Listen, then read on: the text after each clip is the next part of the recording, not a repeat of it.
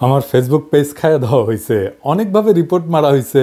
আমার পেজ যায় যায় অবস্থায় ছিল অনেক দিন থেকে। কিছু কইলে কিছু লিখলে কোনটা যে ফেসবুকের কমিউনিটি স্ট্যান্ডার্ড ভায়োলেট করে সেটা বলা খুবই মুশকিল আছিল, বুঝবারই পারছিলাম না। এটা আমার নতুন পেজ, ফলো দিয়া লাইক কইরা পাশে থাকেন, ডেসক্রিপশন বক্সে লিঙ্ক দিয়ে দিতেছি। এই ফেসবুক পেজকে দ্রুতই আগের অবস্থায় নিয়ে যাইতে হবে, আপনারা না ফলো দিয়েন। বগুড়ার ফত্তালি বাজারে ঢোকার সময় গান গায়ে কিছু ফকির ভিক্ষা করেছিল, একটা সুর করেছিল খুব সুন্দর আর কি। ওরা করেছিল, ওরে আল্লাহ এই যে বাবা দয়া কইরা এনা ফলো দিয়া যান বাবা রে, ওরে আল্লাহ এই যে বাবা।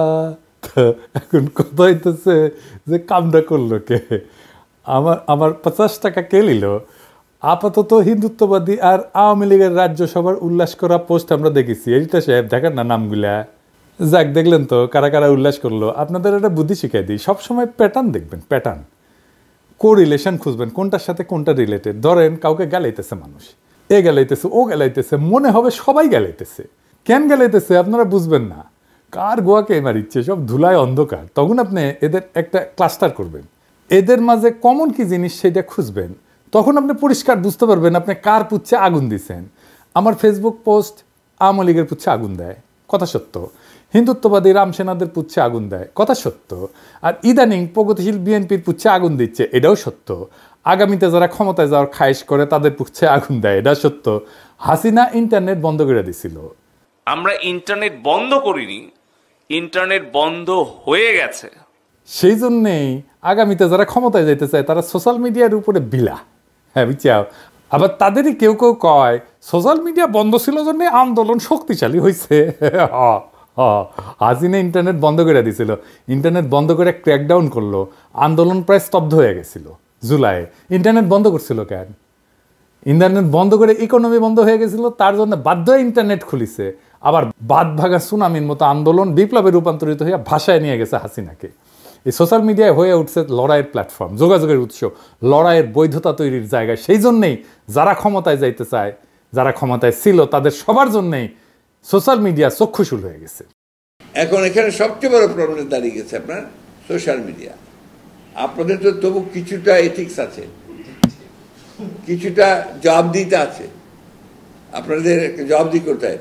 সোশ্যাল মিডিয়াতে কোনো জবাবদিহিতা নাই, জঘন্য ভাষায় কথাবার্তা বলা হচ্ছে। আপনারা বলবেন এটাকে, যেটা গ্রহণযোগ্য? আরেকজন আছেন বিখ্যাত মানুষ, না বলতে চাই না, যিনি সোশ্যাল মিডিয়া করে বিখ্যাত হয়ে গেছেন। তার মুখের ভাষা শুনলে তো আমার সন্দেহ হয় যে আমরা কোনো সভ্য দেশে বাস করছি কিনা। তারা সোশ্যাল মিডিয়ার এই শক্তিকে স্বীকার করতে চায় না, কিন্তু গালায় না সময় আবার গালায়। তো আমরা যদি কিছু করবারই না পারি তো গ্যালাস কেন বেটা তোরা? তো এই 3 গ্রুপ তো দেখলেন। চতুর্থ গ্রুপ হইতেছে কচু খেতি। কচু খেতি কি আমি কইছি আগের ভিডিওতে, তাই না? এরা হইতেছে আয়নাঘর বিশেষজ্ঞ, ডিজেএফের টাকা খাওয়া কিছু লোকজন, যাদের কাজ হইতেছে ওয়াকারের পুচ্ছে আগুন দিলে তার উপরে ঝাঁপায়া পড়া। এরাই ব্যারিস্টার ফুয়াদের পিছে লাগিয়েছিল, এরাই সরাইছে ব্যারিস্টার ফুয়াদ, আসলে ব্যারিস্টার না, বুঝছেন তো? এই কচু খেতি আনন্দে আত্মহারা হয়েছে। আগে ওই 1 বোতল মারিছে আর কি, হ্যাঁ, আনন্দে তারপরে এইসব পোস্ট হয়েছে, তাও ঈদের দিন। ওর ঈদের আনন্দ ডাবল হয়েছে যে আমার ফেসবুক জয় বাংলা হয়ে গেছে। তো এই আওয়ামী লীগ, বিএনপি, ওয়াকার আর কচু খেতির মধ্যে কমন জিনিস কি? সাধারণ কমন জিনিস কি? জি ঠিকই ধরেছেন, কলিকাতা হারবাল। এদের পিছে আছে ইন্ডিয়ান ইন্টারেস্ট। কেমনে প্রফেসর ইউনূসকে সরানো যায়, তাড়াতাড়ি একটা নির্বাচন দেয়, তারপরে সাত্তারের মতো পাছায় লাথি দিয়ে খেদায় আওয়ামী লীগ আবার ক্ষমতায় আসে। তাইলে তো আর্মির গুম খুন করা জেনারেলরা আর তাদের কমান্ডার হাসিনার বোনজামাই ওয়াকার, যে কিনা ইন্ডিয়ান আর্মি চিফ এসে আর এখন কথা সরকার গঠন করেছিল, যে আসলে চায় নাই প্রফেসর ইউনূস সরকার প্রধান হোক, সেই ওয়াকুরুজ্জামান বাইসা যায়। শুনেন, সে তো চায় নাই প্রফেসর ইউনূস সরকার প্রধান হোক। শুনেন, সেনাপ্রধানের দিক থেকে মূল ভেটোটা ছিল যে ডক্টর মোহাম্মদ ইউনূস কেন, why not any other person. Doctor Mohammad ইউনূসের নামে মামলা আছে, তিনি একজন কনভিক্টেড পার্সন। একজন কনভিক্টেড পার্সন আসলে কিভাবে একটা দেশের প্রধান উপদেষ্টা হতে পারে? আওয়ামী লীগ একটা লোককে একেবারেই দেখতে পারছে না, এবং বাংলাদেশে তো আলটিমেটলি 30-40% পিপল আওয়ামী লীগকে সাপোর্ট করে। এই 30-40% পিপলের মতামতের বিরুদ্ধে গিয়ে একটা লোককে প্রধান উপদেষ্টা করা উচিত? সেনাপ্রধান লাস্ট আমাদেরকে বলেছিল যে আমি বুকে পাথর চাপা দিয়ে এই সিদ্ধান্তটা মেনে নিচ্ছি। আওয়ামী লীগ ভাগ্যবান, একজন মেডিকেল কলেজ ড্রপ আউট বমিশিয়ালকে তার অনলাইন সিপাসালার হিসাবে পাইছে। ওগুলো সাংবাদিকা ছিল, সাংবাদিকতা গেছে বিডি নিউজ 24-এ কাজ করেছিল। কচু ক্ষেত্রেরা আরও বেশি ভাগ্যবান, একজন ডাবল ড্রপ আউটকে আপাতত তাদের অনলাইন সিপাসালার হিসেবে পাইছে। সে নাকি একই সাথে ক্যাডেট কলেজ ড্রপ আউট আর আর্মি ড্রপ আউট, সত্য মিথ্যা জানি না কয় মানুষজন আর কি, সেও শেষ পর্যন্ত সাংবাদিক হয়েছে। আমার আলাপ সেই নিয়ে না, আমার আলাপ এক গভীর রাজনৈতিক বিষয় নিয়ে। পোস্ট কইরা ঝাড়ি খেয়ে মুছে দিছে, কিন্তু একটা বেফাস কমেন্ট করে ফেলেছিল, সেটা নিয়ে আলাপ। সে আবার বিশিষ্ট সাহসী, কলজা ব্যাকটেরিয়ার মতো, পোস্ট দিয়ে আবার মুছে। আজকার যে পীরের খাদেম, সে ওই যে ওয়াকার পীরের খাদেম, সে ওয়াকারের সমালোচনা করে পোস্টাইছিল কয়েক মাস আগে, সেটাও মুছেছে। এমনই বিপ্লবী আর কি, সাহসী। যাই হোক, কি বেফাস কথা, মারাত্মক কথা কইছিল, সেটা না দেখি। আমার ফেসবুক ডিজেবল হওয়া নিয়ে কচু ক্ষেতের পোস্টে একজন কমেন্ট করেছে, ঈদের দিনে এমন হিংসার ছোটলামকি করে মানুষ। সে কমেন্টের উত্তরে সে আমাকে কাফের বলছে, কাফের কাফের। সে বলছে একজন কাফেরের কথা শোনা কি ঠিক? দেখেন, এইটা সে বড় করে দেখান, বড় আলেম এসে গেছে। বাংলাদেশের আলেমরা ওনাদের ওয়াজে আমার কথা বলেন, দোয়া করেন, কত দোয়া করেন, আর কচু খেতি হুজুর ফতোয়া দিতেছে আমারে কাফের বইলা। কারা বাংলাদেশের হিন্দুদের সেকেন্ড ক্লাস সিটিজেন ভাবতে বাধ্য করে? কারা আসলে হিন্দু বিদ্বেষী? এই তথাকথিত বাঙ্গু এলিট, যারা নিজেদের প্রগতিশীল, এনলাইটেন, আধুনিক বইলা দাবি করে। বাংলাদেশে ইসলাম পছন্দ জনগোষ্ঠী না, হেফাজত না, জামাত না, সাধারণ মানুষ না, হিন্দু বিদ্বেষী এই বাঙ্গু এলিটেরা এই কচু খেতির কথার মানে বাংলাদেশের কোনো হিন্দুর কথা একজন মুসলমান শুনতে পারবে না, বা একজন মুসলমানের কথা একজন হিন্দু শুনতে পারবে না। একজন হিন্দু কোনো সমাবেশে বক্তব্য দিলে সেখানে কোনো মুসলমান যাবে না, মুসলমান কোনো বক্তব্য দিলে সেখানে কোনো হিন্দু যাবে না, হিন্দুকে মুসলমান বা মুসলমানকে হিন্দু ভোট দিতে পারবে না। কি ভয়ঙ্কর কথা! এই রাষ্ট্রে তাহলে থাকবে না। যখন একজন হিন্দু নাগরিক হিসেবে আপনি একজন মুসলমান নাগরিকের সাথে কোনোভাবেই এনগেজ হইতে পারবেন না, সেই সময় হিন্দু আর মুসলমান একসাথে রাষ্ট্র গড়ে একসাথে থাকতে পারে না।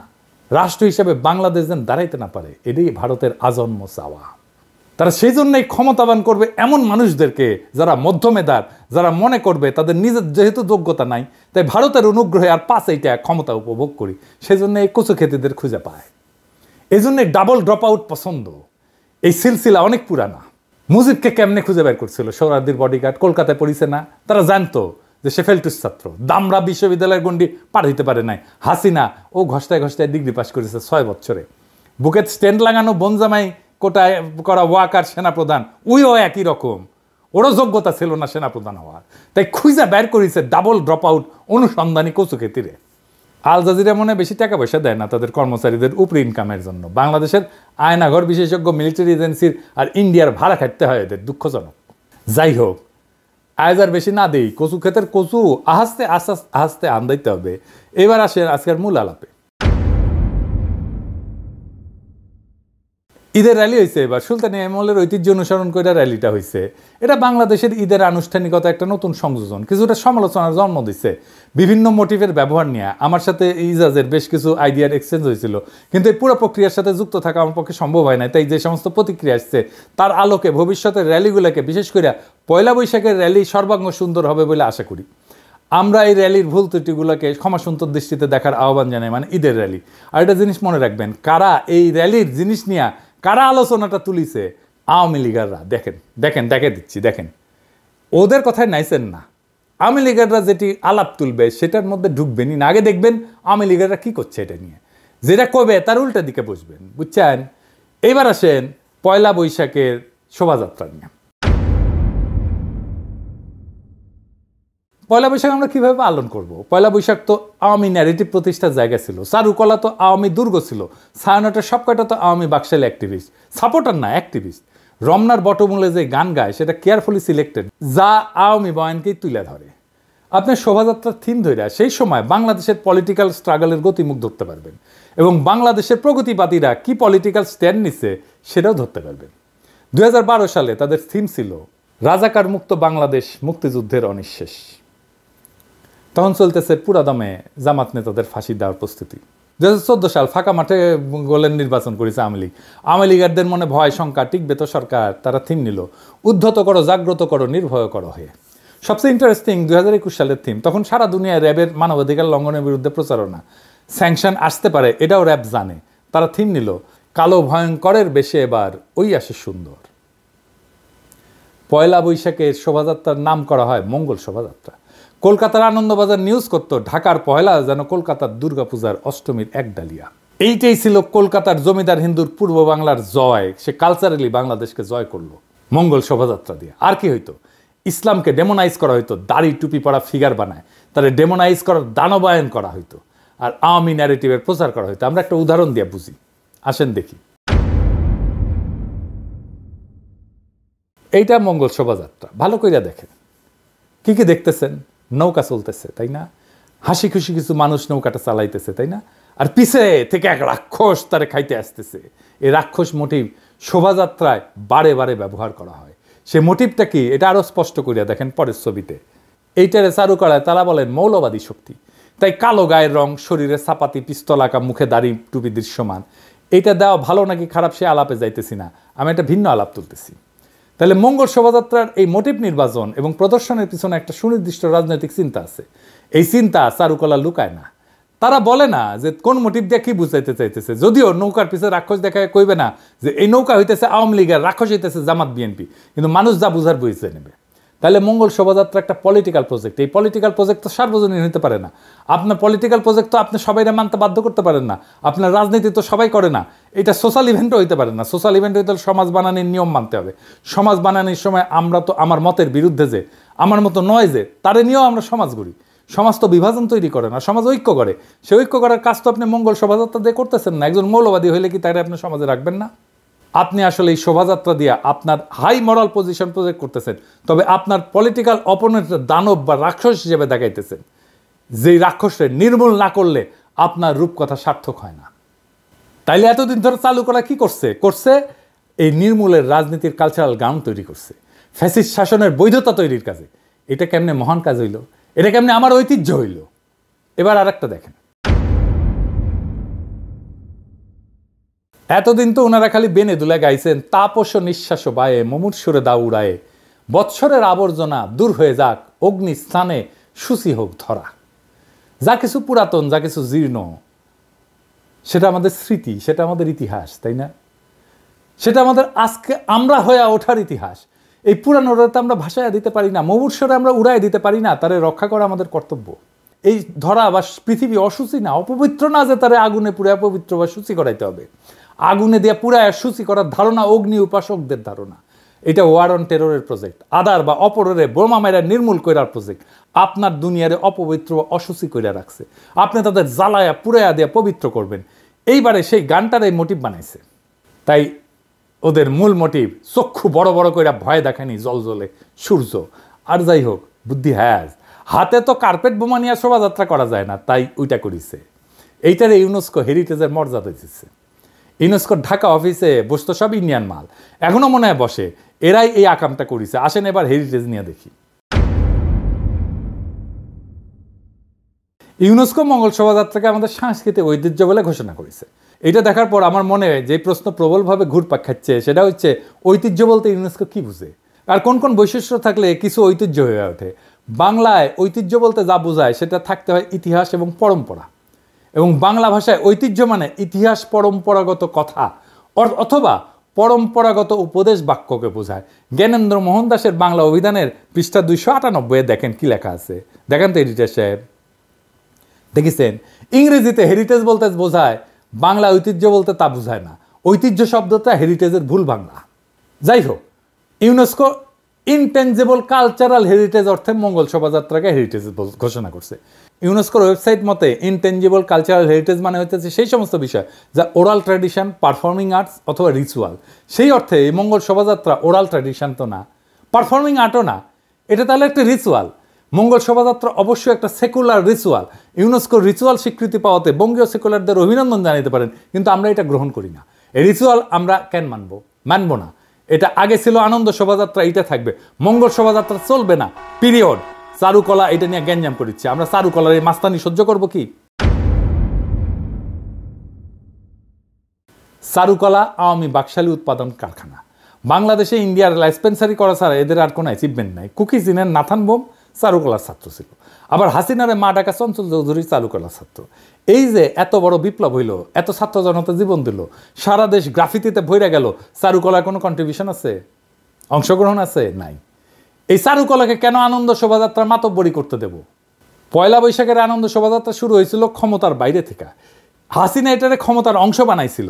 এইটা ক্ষমতার বাইরে থাকাই ভালো। এই কাজটা করতে হবে ক্ষমতার বাইরে থেকে। এইখানে সরকারের সংশ্লিষ্টতা যত কম থাকে তত ভালো। এটা আয়োজন করুক বিপ্লবী ছাত্র জনতা, আবার একটা ঐক্য তৈরি হোক, গ্রাফিতি শিল্পরা আসুক, তারা আঁকুক, তারা গ্রাফিতি আঁকুক নতুন বাংলাদেশের। এইবার শোভাযাত্রা কেমন হবে এটা একটা গুরুত্বপূর্ণ প্রশ্ন। এখানে আমাদের হইতে হবে innovative, out of the box. আসেন সেটা আমরা ভাইবা দেখি। এই শোভাযাত্রা নিয়ে বাংলাদেশের সংখ্যাগরিষ্ঠ মানুষের বিরোধের জায়গাটা বুঝতে হবে। কোনো প্রাণীর মোটিভ বানায় সেইটারে সেলিব্রেট করাটা মাইনা নিতে পারে না ওনারা। আমি মনে করি ওনাদের এই আপত্তিটা ভ্যালিড। তাইলে আমরা কিভাবে এই শোভাযাত্রা করব? এই শোভাযাত্রা হবে ডিজনি প্যারেডের মতো এইরকম।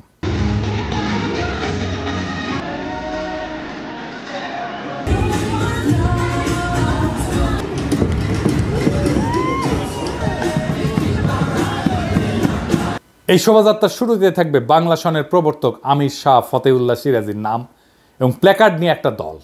তারা দরকার হলে নানা ধরনের পারফরমেন্স করবে। তারপরে সকল সাধকের নামে দল, শাহ মখদুম, শাহ পরাণ, শাহজালালের নাম নিয়ে দলগুলা মার্চ করবে একের পর এক। এরপর আসবে ইখতিয়ার উদ্দিন মোহাম্মদ বিন বখতিয়ার খলজির সপ্তদশ অশ্বারোহীর দল, যারা বাংলা বিজয় করছিল, টকবক করে ঘোড়ায় চেপা। সারদা একাডেমির ঘোড়া আনা থাকবি, এইটা সাহেব না ঘোড়ার সাউন্ড দেয়।